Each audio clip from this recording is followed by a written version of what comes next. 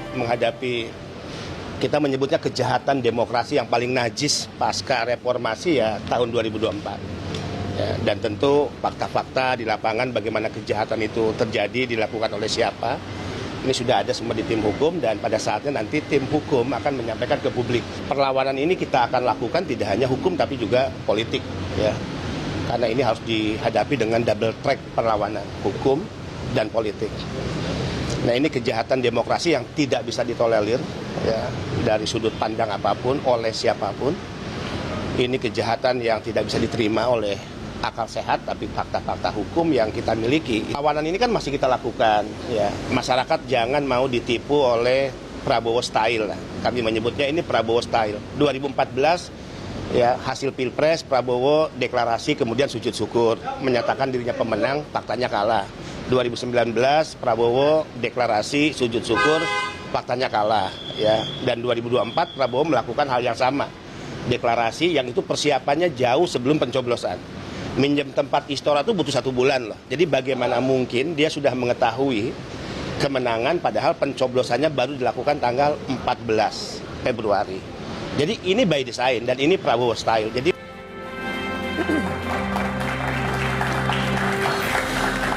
baik, kita lanjutkan. Bang Faisal, saya minta tanggapan Anda, termasuk juga soal tadi 2 argumentasi dari perwakilan paslon 01 dan 02. Bahwa satu, bawa aja bukti, nggak usah bicara dengan kata-kata gitu. Tapi kalau tadi 03 kita putarkan karena belum hadir perwakilannya di sini, Benny Ramdhani mengatakan ini kejahatan demokrasi yang paling najis. Itu kasar sekali kata-kata untuk menggambarkan apa yang terjadi di pemilu saat ini. Tanggapan Anda? Ya, kalau apa yang disampaikan oleh pasangan calon 1 dan 2 itu hanya secuil dari suara yang muncul di ruang publik. Karena kalau bicara soal konteks kualitas demokrasi hari ini, hampir semua guru besar, para mahasiswa, para berbagai elemen yang kaya dengan keragaman pemikiran mengerucut pada satu kesimpulan bahwa memang sejak awal proses pemilu ini didesain, disandra untuk demi meloloskan hajat kepentingan dinasti politik. Itu akar masalah. Karena masuknya variabel Gibran ini maka membuka pintu penghancuran total kepada semua aspek. Baik di dalam teknis yang diulas maupun gangguan pada berbagai aspek. Yang hari ini semua sepakat bahwa terjadi terstruktur, sistematis dan masif. Itu satu realitas, tidak bisa dibantah oleh kubu Prabowo. Karena kubu Prabowo sendiri adalah korban dari satu proses demokrasi yang akal-akalan ini. Tapi menang, Bang? Ya, menang, tapi dia seolah-olah memberi kesan Prabowo itu kompromi dengan para aktor pelaku kecurangan, maka dia menang. Karena dia 2 kali mengalami pengalaman kekalahan di dalam kecurangan pemilu. Dan di sana berdiri Prabowo bersama Gerindra dan partai-partai pendukungnya, tertangkap sebagai satu sejarah. Hampir 10 tahun ini terdepan melawan pemilu curang. Jadi kalau hari ini mereka diam, mereka seolah-olah mengabaikan suara rakyat, bukan 01 atau 03, karena hanya diuntungkan di satu kemenangan saja. Tapi pengalaman 2 kali kalah itu mestinya direnungkan. Jadi Prabowo menurut saya, dia juga secara moral kalah melihat situasi demokrasi yang amburadul ini. Dan kalau ini dipaksakan, Prabowo tidak memiliki legitimasi yang kuat. Itu satu poin. Poin kedua, ini jangan dikunci dulu ke MK. Jangan dikunci? Ya, jangan dibawa ke MK? Jangan pembicaraan itu seolah-olah sengketa itu di MK. Kalau terstruktur, sistematis, dan masif, ini bisa juga evaluasi total. Kalau PDIP, Nasdem, PKB, PKS menggunakan hak kedaulatan politik mereka di DPR, bisa mereka mengundang KPU untuk mengevaluasi. Jadi justru angket duluan yang maju sebelum MK? Ada pertanggungjawaban tata kelola anggaran. Rakyat membiayai pemilu yang hampir 100 triliun, kemudian manajemennya hancur-hancuran, kepemimpinannya amburadul, ketua KPU-nya mesum, 3 kali ditegur, ya kan? IT-nya juga sangat buruk dibandingkan IT yang lain. Jadi menurut saya bukan hanya jalan satu-satunya. Penyelesaian evaluasi kecurangan ini berlangsung di MK. Bisa di DPR. Terlebih di MK itu kan ada satu penghancuran di awal. Lolosnya Gibran itu MK ini sudah barang busuk. Jadi masyarakat juga nggak akan percaya apapun hasil Jadi dari kalau MK? dari 01 mengatakan akan datang ke MK, saya masih membaca itu sebagai sesuatu yang basa-basi. Tapi saya mau katakan begini, ketika rejim Jokowi ini memimpin dengan gaya kepemimpinan yang amburadul, maka produk pemilu juga menjadi kacau balau. Jadi kita harus berani berdiri sebagai orang-orang yang memiliki nurani, Ya. baik di kubu 01, 02 maupun 03, bahwa aktor perusak demokrasi ini adalah Jokowi. Tapi nggak mungkin kayaknya. 02 nggak akan berkata Kalau seperti saya itu kan. Sulit untuk membaca membayangkan pikiran itu. polos dari Fritz Siregar tadi, terungkapkan dia. Beberapa kali mengatakan bahwa dia sendiri mengakui ada kecurangan-kecurangan yang bukan hanya merugikan. Bang, kalau saya bukan, hanya sebentar dulu. bahwa ada sebuah pelanggaran. Ya. Jadi pelanggaran itu kan bukan sebuah kecurangan. Pelanggaran itu ada misalnya Kelalaian. tidak sesuai dengan tata cara, mekanisme dan prosedur yang sudah ditetapkan oleh KPU. Pada saat itu kemudian tidak terjadi, misalnya pada saat hari pemungutan suara, itu yang mungkin teridentifikasi sebagai sebuah pelanggaran. Tetapi itu bukan sebuah Bisa saya kecurangan. tambahkan sedikit? Karena pada saat kecurangan ada mens rea, ada sebuah Ya. ada Jadi antara yang- pelanggaran dan kecurangan itu dua hal yang berbeda. Kalau saya melihat itu dua hal perdebatan berbeda. terminologi saja. Terminologi soal kecurangan dan pelanggaran.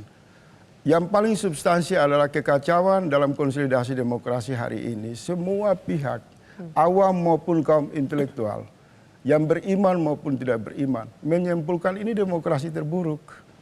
Jadi kalau menurut saya, Pak Prabowo itu seseorang yang memiliki jiwa kesatria, orang yang terkenal jujur, yang mengumumkan kepada seluruh rakyat Indonesia pada tahun 2019 Ya. bahwa KPU ini harus dibenahi, dan Prabowo menancapkan satu kalimat tajam, kalau mau cari pembohong itu ada pada kelompok-kelompok survei.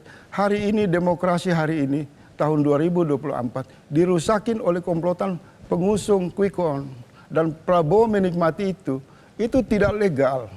Misal tadi disindir oleh 01 sama Ramadhani tadi, Ya. merayakan kemenangan yang tidak memiliki legitimasi hukum. Baik. Ini menunjukkan penegasan ada pergeseran morality Prabowo.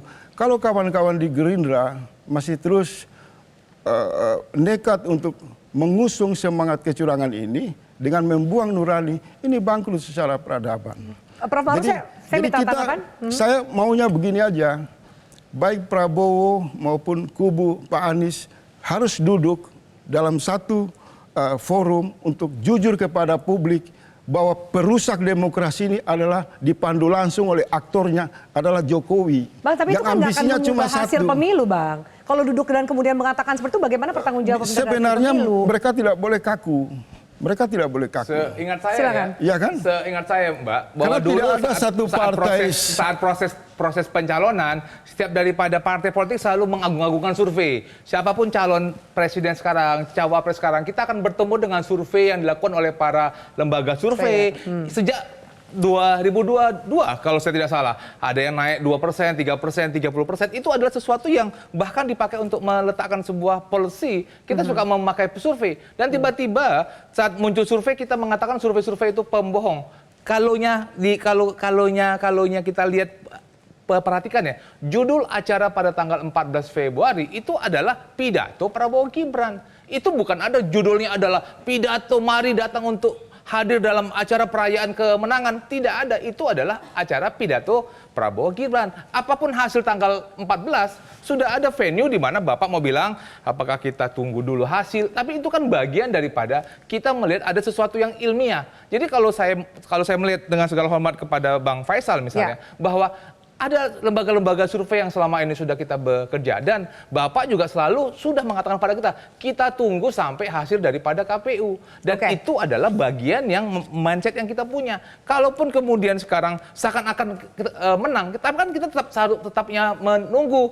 Nanti 01 akan bawa ke MK, mungkin 03 akan bawa ke Bawaslu. Kita juga melakukan persiapan-persiapan. Saya mau kasih solusi buat Pak Prabowo. Boleh solusi ditahan dulu Bang Faisal? Sorry, saya harus jeda dulu. Kita akan lanjutkan usai headlines berikut ini. Tetaplah bersama kami, termasuk juga peluang pembuktian di MK, TSM itu apakah benar sesulit itu? Prof. Maru, kita akan bahas usai jeda, tetaplah bersama kami.